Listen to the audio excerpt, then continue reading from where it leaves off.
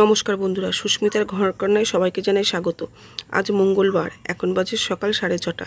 তো দেখতেই পাচ্ছ আমার ছেলে স্কুলে যাওয়ার জন্য পুরো তৈরি হয়ে গেছে। আর ওকে জুতো পরাবো দেখে জুতোটা নিয়ে চলে এসেছি, কেননা এক্ষুনি ওর গাড়িটা চলে আসবে। আর আজকে ওকে টিফিনে দিয়েছি রুটি আর আম।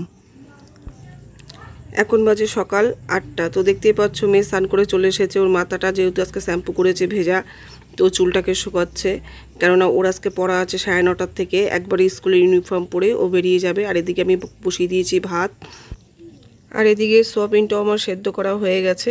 তো এখন বাজে প্রায় 9টা। তো মেয়েকে দিয়ে দিয়েছি খেতে। ও গরম গরম আলু সেদ্ধ ভাত খেয়ে যাবে। আর সাথে একটু পটল ভাজাও করে দিয়েছি, কেননা ঘরে আর অন্য কোনো সবজি ছিল না, পটলই ছিল। তো ওইটাকে একটু ভাজা করে দিয়েছি। আর ওকে আমি দিয়ে দিচ্ছি ঘি। তো গরম ভাতের সাথেও ঘি পটল ভাজা দিয়ে খেয়ে যাবে। তো এদিকে আমি সোয়াবিন আলুটাও বসিয়ে দিয়েছি। আলুটা দিকে কষা হয়ে গেছে। এবার আমি সোয়াবিনটা দিয়ে দিচ্ছি, দিয়ে ভালো করে কষিয়ে জলটা দিয়ে দেবো। জলটা দিয়ে সেদ্ধ হয়ে গেলে ঘি গরম মশলা দিলেই তো হয়ে গেল আমার সোয়াবিন আলুর তরকারি। আর এদিকে দেখো মেয়ে টিফিনের জন্য দিয়ে দিয়েছি পরোটা। আর হালকা করেই করেছি সোয়াবিন আলুর তরকারিটা, কেননা ও সকালে পড়া আছে, ওখান থেকে স্কুলে চলে যাবে। তারপর আবার একটা পড়া আছে, পড়ে একদম বাড়ি আসবে। আর আমি এদিকে ওর টিফিনটাও গুছিয়ে দিচ্ছি, কেননা ঠান্ডা যদি না করে দিই তাহলে টিফিনটা নষ্ট হয়ে যাবে। আর আজকে একটুখানি বেশি করেই পরোটা দিয়েছি, কেননা অনেকটা সময় ওকে থাকতে হবে। ওর বাড়ি আস্তে আস্তে প্রায় 7টা বেজে। তো এদিকে আমিও রেডি হয়ে গেছি, কেননা ওর বেরানোর সময় হয়ে গেছে। তো দেখতে পাচ্ছ ও পুরো রেডি হয়ে গেছে, কেননা আমরা 9:15 মধ্যেই বেরিয়ে যাব, কেননা 9:30টার মধ্যে ওর আবার পড়াটা শুরু হয়ে যাবে। তো এখনও রেনকোটটা ব্যাগে নিয়ে নিল, কেননা তাড়াহুড়োর মধ্যে যদি রেনকোটটা না নেওয়া হয় তাহলে তো বৃষ্টির মধ্যেও ভিজে যাবে। তো আমরা দুজনে দুটো সাইকেল নিয়ে যাব, তারপরে ওর সাইকেলটা গ্যারেজে থাকবে আর ওকে তুলে দেবো টোটোতে। তো এখন বাজে প্রায় 12:30। তো ছেলে চলে এসেছে স্কুল থেকে। আর এদিকে মেয়েকে স্কুলে ছেড়ে দিয়েও আমি একটু বাজারে গেছিলাম, বাজার করে নিয়ে এসেছি। তো দেখো ছেলের কি অবস্থা, পুরো ঘেমে নিয়ে অস্থির। এখন বাজে 2টো। এদিকে ছেলে ঘুমাচ্ছে, আর এখানে আমি কাশ্মীর আলুর দম করছি। তার কারণটা হচ্ছে কি জানো তো, আজকে ভাই আর মা আসবে। তো ভাই আর মা চলে এসেছে। ভাই লজ্জা পাচ্ছে, বলছে দিদি আমাকে তুই ভিডিও করিস না।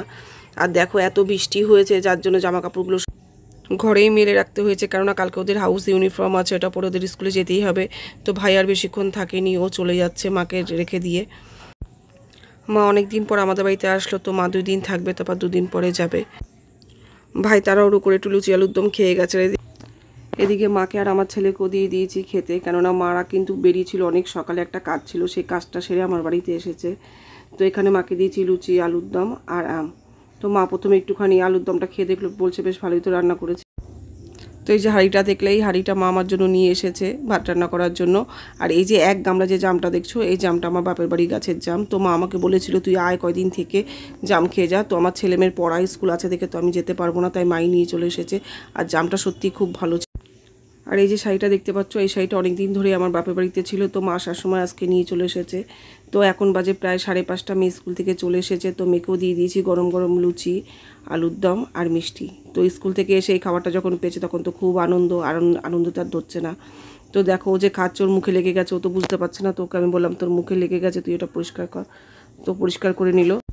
তাহলে বন্ধুরা আজকে ভিডিওটা একটুখানি কিরকম লাগলো অবশ্যই জানাবে। যদি ভালো লাগে তবে লাইক কমেন্ট এবং শেয়ার করো। আর এদিকে ছেলে শুয়ে শুয়ে ফোন দেখছে, আর মা এখানে টিভি দেখছে। টাটা।